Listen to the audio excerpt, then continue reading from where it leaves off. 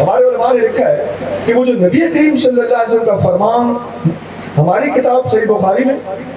اور دوسروں کی کتاب اصول کافی میں، ہمارے پاس بخاری سے اوپر حدیث کی کتاب کوئی نہیں، ان کے پاس اصول کافی سے اوپر حدیث کی کتاب کوئی نہیں، دونوں کتابوں میں لکھا ہوا ہے کہ نبی کریم صلی اللہ علیہ وسلم نے فرمایا کہ ہماری میراث دولت نہیں ہوتی، ہماری میراث علم ہوتا ہے،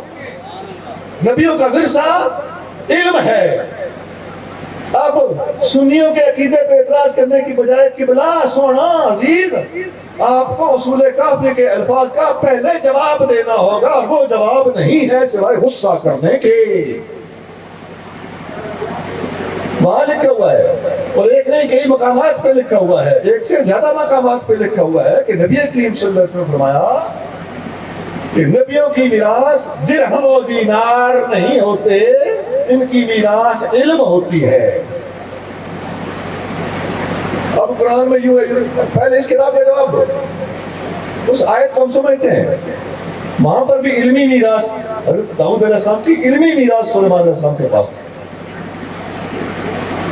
داؤد علیہ السلام نے کوئی دولت ایسی نہیں چھوڑی، وہ دولت سلیمان علیہ السلام کو ان کی نبوت اور رسالت کی وجہ سے اور حکمت کی وجہ سے اللہ نے عطا کی تھی، جو ان کا ایک جداگانہ مقام اور شان ہے تمام نبیوں میں، اپنے والد گرامی سے بھی ان کا مقام اس لحاظ سے جداگانہ ہے۔ اس قسم کی آیتوں کا وہ مطلب ہی نہیں سونا جو آپ اٹھائے پھرتے ہو،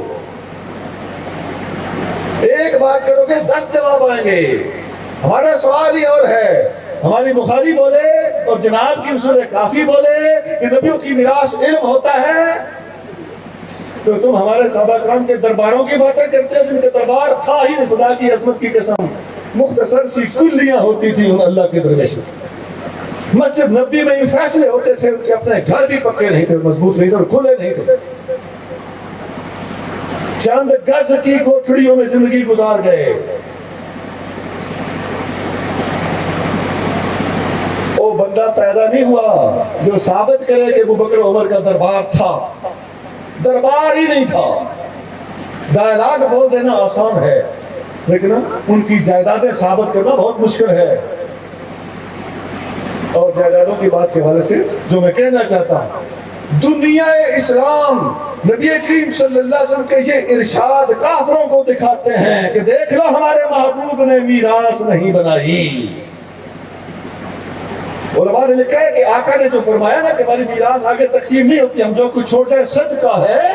اس کی وجہ علماء نے یہ لکھی ہے تاکہ مخالفین اسلام یہ نہ سوچیں کہ اپنی اولاد کے لیے جائیدادیں بناتے رہے۔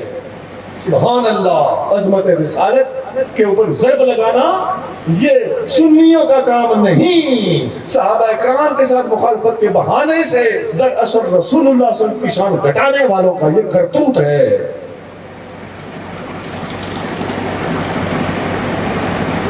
اس موضوع پر اس حوالے سے نہ سوچو، اس حوالے سے سوچو کہ اس میں آقا کی شان کتنی بڑی تھی، اس شان کو گھٹانے کی سازش کس حوالے سے کی گئی، اور طرح طرح کے ورڈنگ گھڑے گئے۔ اور ایک مختصر سی بات اور کر دوں، خدا کی عظمت کی قسم، صدیق اکبر کی سگی بیٹی حضرت عائشہ صدیقہ حضور کی زوجہ ہیں، حضور کی اگر ظاہری میراث ہوتی تو ان کا حصہ تھا کہ نہیں تھا؟ عمر فاروق کی سگی بیٹی زیدہ حفصہ حضور کی زوجہ ہیں، اگر نبیوں کی میراث ہوتی تو عمر فاروق کی بیٹی کا حصہ تھا کہ نہیں تھا؟ عمر فاروق نے بھی، صدیق اکبر نے بھی اپنی سگی بیٹیوں کو بھی میراث رسول کریم نہیں دی۔ انصاف کی حد ہو گئی، انصاف کی پہلی اینٹ اس دن رکھ دی گئی تھی جب میراث رسول صلی اللہ علیہ وسلم کے حوالے سے اپنی سگی بیٹی کو ابو بکر و عمر دونوں نے حصہ نہیں دیا۔ اور اب بھی اگر کوئی ابو بکر و عمر کی شان پر اعتراض کرے جنہوں نے اپنی سگی بیٹیوں کو معلوم رکھ کر انصاف کی انتہا کر دی ہے، تو پھر I also damn care. We damn care. All Muslim world damn cares.